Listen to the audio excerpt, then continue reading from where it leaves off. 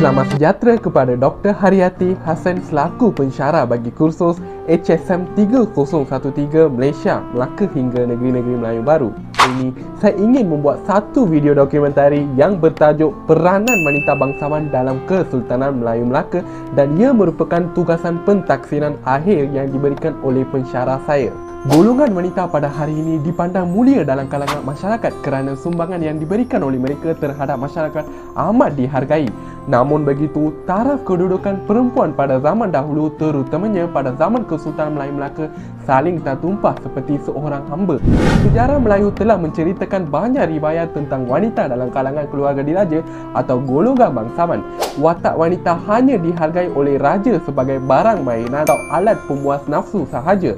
Kedudukan wanita yang terumbang ambik disebabkan oleh pemerintahan Sultan-Sultan Melaka yang sangat mementingkan usaha dalam mengukuhkan kekuasaan diri mereka. Mengikut Sulalatul Salatin, zaman pemerintahan Sultan Mahmud Shah menjadi titik tolak kepada kejatuhan Kesultanan Melayu Melaka dan terus lenyap daripada peta dunia.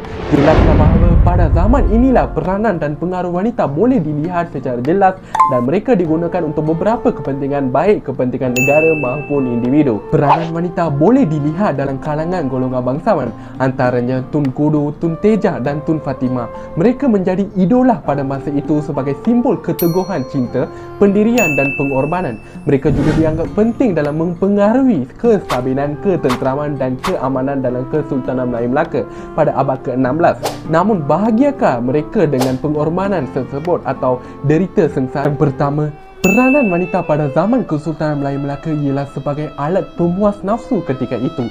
Buktinya, Tun Fatimah iaitu isteri kepada Tun Ali dan anak kepada bendahara yang kaya itu Tun Mutahir dijadikan sebagai alat pemuas nafsu oleh Sultan Mahmud Shah.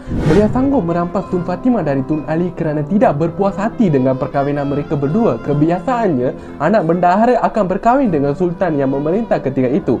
Tidakkan bendahara Tun Mutahir yang mengawinkan anak Tun Fatimah kepada Tun Ali menimbulkan kemarahan Sultan Mahmud Shah. Perampasan ini juga terjadi kerana nafsu Sultan Mahmud Shah yang sangat membuat-buat terhadap Tun Fatimah kerana rupa parasnya yang amat jelita. Perampasan ini dilakukan tanpa belas kasihan kerana Sultan Mahmud Shah membunuh keluarga Tun Fatimah iaitu suaminya Tun Ali dan ayahnya bendahara Tun Mutahir. Tambahan pula, sejarah Melayu mengatakan bahawa wanita turut digunakan sebagai alat kepentingan politik.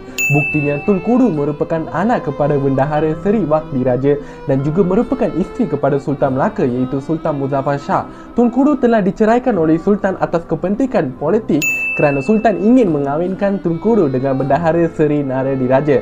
Hal ini dikatakan demikian kerana Sultan berhasrat agar bendahara Seri Nara Diraja bersara. Namun begitu, syarat yang diutarakan oleh bendahara Seri Nara Diraja untuk bersara adalah bendahara ingin mengawini isteri Sultan iaitu Tun Kudu. Maka Sultan pun telah menceraikan Tun Kudu dan bendahara Seri Nara Diraja mengawini Tun Kudu. Melalui bukti ini, Tun Kudu telah menjadi satu alat untuk kepentingan politik melalui perkahwinan Tun Kudu dan bendahara Seri Nara Diraja, serta menyebabkan status sosial dan maruah Tun Kudu jatuh secara mendadak iaitu dari seorang isteri Sultan jatuh kepada isteri bekas bendahara yang tua. Selain itu, perempuan turut dijadikan sebagai alat untuk menembus kesalahan seseorang.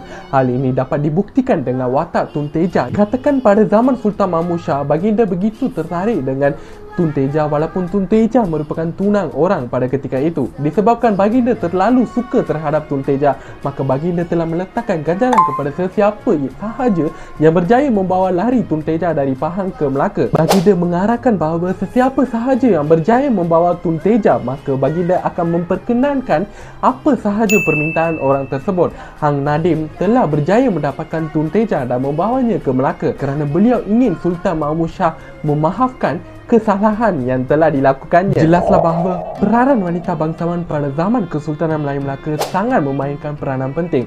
Walaupun peranan yang dimainkan itu adalah secara terpaksa dan meragut kebahagiaan sebilangan wanita bangsawan. Kisah perempuan pada zaman Kesultanan Melayu Melaka dahulu saling tak tumpah seperti kisah masyarakat Arab Jahiliah dahulu. Hal ini demikian kerana kedudukan perempuan sangat diperlekehkan dan dipandang hina.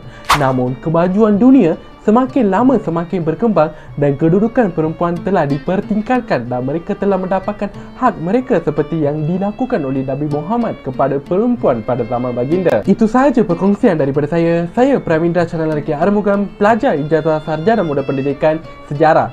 Terima kasih.